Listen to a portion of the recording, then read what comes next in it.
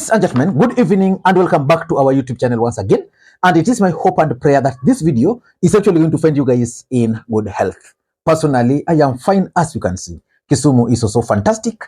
And maybe you could also let me know where you are watching the video from, the county or the country, in case you are out of the republic. Ladies and gentlemen, I want to begin this video by asking you guys some 2 or 3 important questions. First question. What's Raila Odinga up to? Because of late, Raila Odinga is very busy. Let me just take you through his Facebook page, just very briefly, so that we can be on the same page.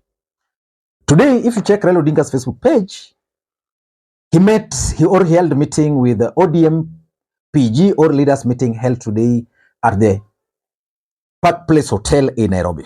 Actually, this is the basis of this analysis, so let me just pass it. And if you go further, that was 8 hours ago. Yesterday, party leader Raila Odinga held a consultative meeting with a section of party youths led by the MCA for Korokocho Ward, Absalom Odhiambo Makwiny. The meeting at Jaramogi Oginga Odinga Foundation offices centered on development and youth empowerment. That meeting, in my view, is also very significant because of the role of this gentleman, Makwiny, is playing for Raila Odinga in Nairobi. Then there is an advert there by Mishimboko. The same yesterday, Raila Odinga released the dossier on oil scandal by Ruto's syndicate and state capture. 2 days ago, Raila Odinga was in Westland where he met with the clergy. He was hosted by area MP Timo Nyonyi. Then the other day, he relaxed a bit. Then the day after that, 4 days ago, party leader Raila Odinga this evening was in Mpesa. And remember, he was in Siaya, he was in Homa Bay town. You know, he's been active. And generally, if you look at all these posts which I've shared, the branding is pure ODM. And that's why I'm asking you, what's Raila Odinga up to? The second question, you might choose to answer it or skip. If Raila Odinga were to run today for the presidency again, would you vote for him? Yes or no? Just write down, I would vote for him or I will not vote for him. And what about if he were to endorse someone else? Would you still vote for that person? Because the question has always been that if Raila Odinga will not be on the ballot, then most of his supporters would not directly vote for the person he would endorse. So the question is, you as an individual, if Raila Odinga says today that my candidate is Kalonzo, would you vote for that candidate? So those are the 2 important questions that I wanted to ask. But let me ask a third one. Where is Ali Hassan Joho, the former Mombasa governor? Because Hassan Joho has been missing in action since the last election. The truth of the matter is that Ali Hassan Joho is ODM deputy party leader. But we are only seeing Wycliffe Ambetsa Oparanya actively involving himself with ODM activities. Where is Ali Hassan Joho? Those are the questions. But in this video, I want us to do a critical analysis of Raila Odinga's meeting today with the ODM members of parliament, governors, and other leaders in Nairobi. But before we do that, for those who are watching this channel for the first time, please take a second or 2, click that subscribe button so that next time we produce a video like this, YouTube will automatically notify you. And to the subscribers, I want to continue thanking you guys for your continued support. Because without that your support, this channel cannot be where it is. Ladies and gentlemen, without any further ado, allow me to dive in. But before I dive in, let me also take this opportunity to thank the following people. You are seeing their names on the screen there for the coffee which they sent to me earlier today.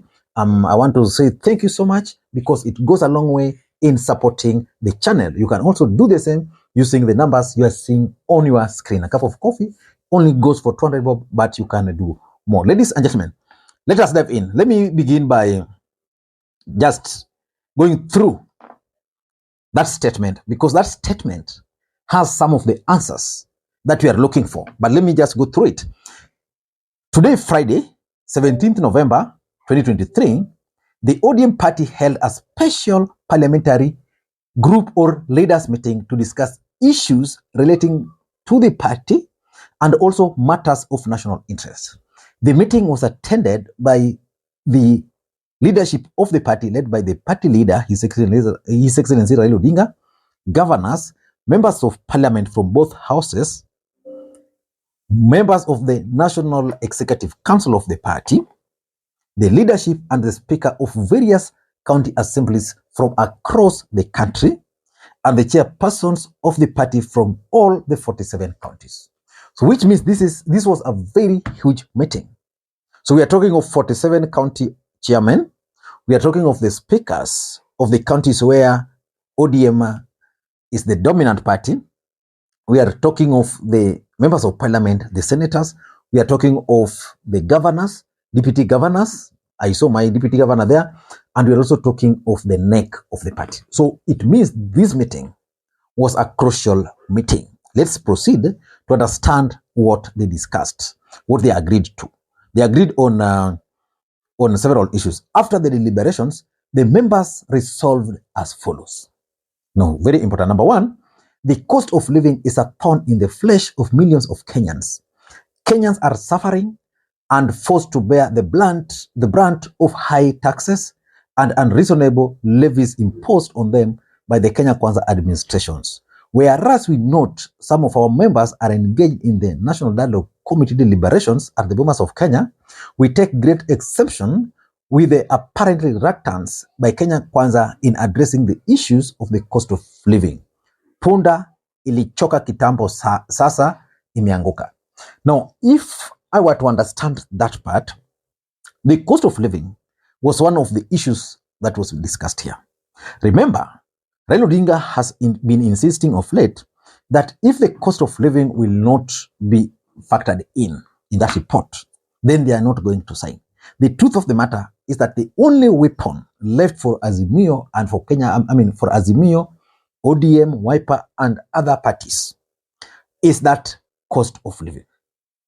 Otherwise, if the cost of living will not be addressed properly, then Raila Odinga and Azimio will still carry that burden together with William Ruto. And that's why when Raila Odinga entered into the bipartisan talks with Ruto, I thought, or I said here, it was a huge political mistake because William Ruto is a cunning politician, wanted to achieve his own objective. So let us wait and see. So that's the first thing. So I'm seeing a possibility where Azimio leaders will start talking more about the cost of living, because Kenya Kwanza are insisting that the cost of living is as a result of global factors, blah, blah, blah. Now, the second thing they're talking about here, the two houses of parliament have been reduced to rubber stamping directives of the executive. Our members are advised to continue standing with Kenyans, speak for them, and oppose any legislation, bill, or motion that is unfriendly to the people. We shall not be coerced or intimidated into doing what is not right for the country. Now, if you've been studying parliament debate of late, I hope most of you also take their time to watch parliamentary proceedings. Azimio leaders have been very radical in that both the National Assembly and the Senate. The other day, Edwin Sifuna refused to substantiate something which clearly he was right, but the Speaker of the National Assembly wanted a way of sneaking some standing orders to throw away what he had said about William Ruto. You saw Fatuma Network speaking. By the way, let me just play for you some of those clips so that you can understand. And that's the position which Azimio are going to take. They know they might not have the numbers, but their voice will be heard so that they will not be blamed in case of anything. Like, for example, the cost of living. The cost of fuel. That levy, Kenya Kwanza parliamentarians passed it. Azimio opposed it. So they want to be seen to be pro-people. Senator Sifuna. Mr. Speaker, this is a hill that I am determined to die on. My conviction is right. My conscience is clear. I refuse to withdraw or apologize for any of those sentiments because they are the truth. And Mr. Speaker, allow me to see myself out in lines of Standing Order 121 2B. You don't need to bother yourself. I'll just walk out. Kindly proceed. Thank you, sir.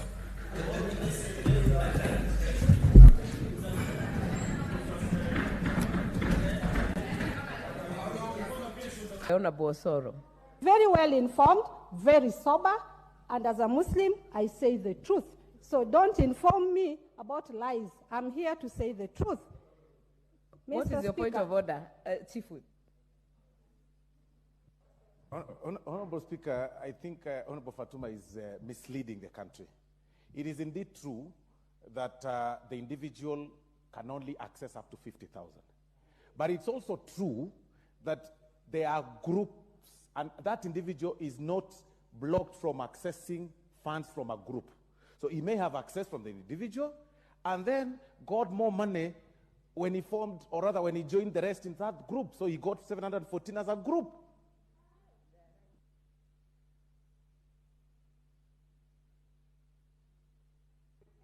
Member for Migori, is that what you meant? Madam Speaker, may I inform the House that birds of same feathers flock together. I can repeat here, ASLA Fund is under our Special Funds Accounts Committee. I speak here to inform you once more that if it was a group, there's no group called, I'll give you the exact name that your president talked of. Harrison Karisa can never be a group. That's an individual.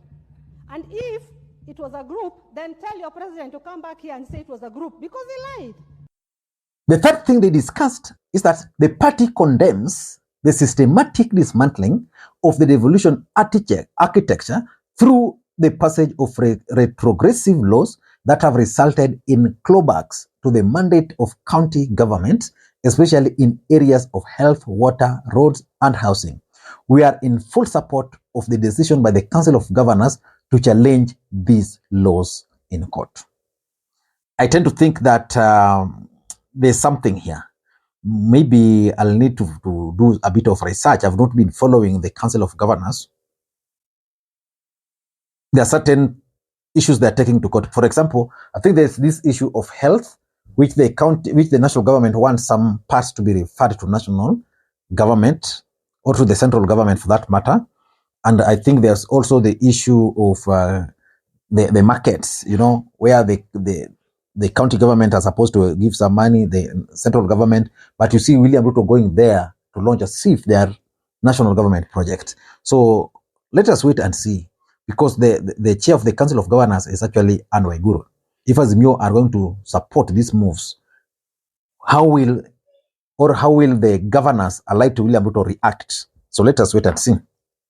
Number 4, they are saying the party stands with the party leader on his position that the G2G oil deal is a scam calculated to rip off Kenyans. We reiterate the challenge he posed for the government to table the G2G agreement with UAE and Saudi government and table proof of corporate tax payment by the contracted oil firms, supplier purchase agreement, and explain how EPRA boss Bwana Kipto ended as the both negotiator and referee as far as the price of purchase and sale of oil is concerned. Of course, that's a matter that is of concern, and probably we hope Kenya Kwanza government will respond, which I doubt, because there's no way the boss, the EPRA boss, would be part of negotiating oil prices the other side, while he's the one who is supposed to regulate. What was even the need of that body then? And number 5, the ODM party has stood the test of time. And this is very important. The ODM party has stood the test of time. We boast of support from all corners of the country. To make the party more stronger, we have embarked on a nationwide exercise of membership recruitment to enhance our numbers. We shall move from county to county to recruit members into the party in readiness for the grassroots elections to be held early next year, 2024. So in short, Raila Odinga is moving. I'm not so sure whether he's going to move with Kalonzo or Kalonzo is going to be left behind. But why do you think this meeting was convened? That is the biggest question. I have 4 answers to that. Number 1, preparation for the 2027 election. So you see, the question is Raila Odinga going to be on the ballot? The answer is whether Raila Odinga will be on the ballot or not, ODM as a political party must prepare itself well. And I want to assume that's exactly what they are trying to do. Number two, Raila Odinga is also trying to make ODM party more visible on the grassroots. As a matter of fact, in the last election, Azimio was the most dominant party, probably because Raila Odinga was the presidential candidate and he wanted votes from the mountain. So they decided if he branded Raila Odinga as ODM, then the mountain were going to reject. And therefore, they came up with the idea of blue, which is Azimio. So this time around, Raila is giving more visibility to ODM party so that the name of ODM party will always be there. And that's why in their last statement, they stated very clearly that, let me just read for you that last part. They've stated here something very important, that the ODM party has stood the test of time. Actually, ODM party is a party that has shocked many people. Every time you thought it's going to die, it's not. Like in the last election, most people expected ODM party's numbers to continue reducing. The numbers were better than the way they were in 2017. And number three, I'm also convinced that this meeting is about engaging Kenya Kwanza.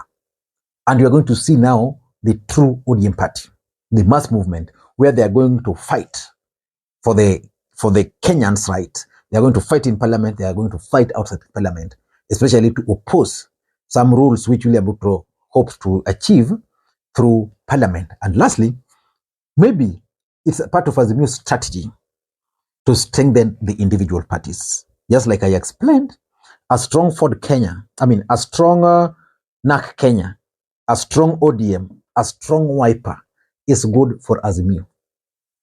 So each and every individual party within Azimio must go back to the grassroots, recruit members, strengthen the party, then they can come back onto the table. Until next time, this is Lee Makwiny. Bye-bye.